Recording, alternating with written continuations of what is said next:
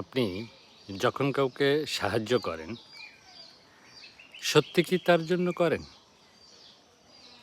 নাকি নিজের ভেতরের ভালো মানুষই অনুভব করার জন্য করেন? একটি কঠিন জিজ্ঞাসা। নিঃস্বার্থতা কি সত্যিই আছে? নাকি সব সাহায্যের পিছনে লুকিয়ে আছে আমি নামক মানুষই? আমরা সাহায্য করি টাকা দিয়ে, সময় দিয়ে, উপদেশ দিয়ে।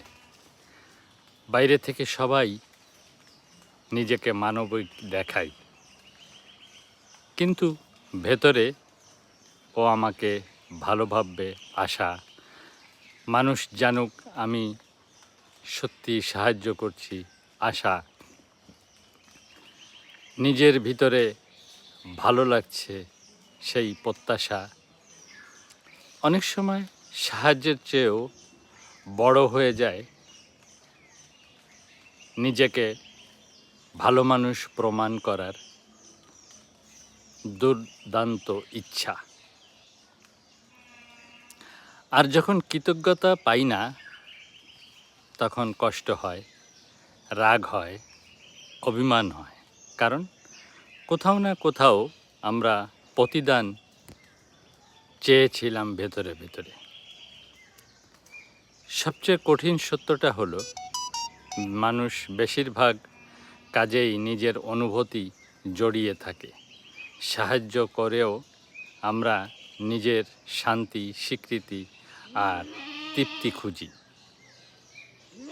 তাই পুরোপুরি নিঃস্বার্থ হওয়া খুবই কঠিন। কিন্তু আরেকটা গভীর সত্য, এতে সাহায্যের মূল্য কমে যায় না। কারণ মানুষ মানুষকে সাহায্য করেই বেঁচে থাকে। সমস্যা তখনই হয় যখন সাহায্য হয়ে যায় নিয়ন্ত্রণ, অহংকার বা হিসাবের জায়গা। সমাধানটা সাহায্য বন্ধ করা না, সচেতন হওয়া। নিজেকে প্রশ্ন করুন, আমি কি বিনিময় আশা করছি কিনা?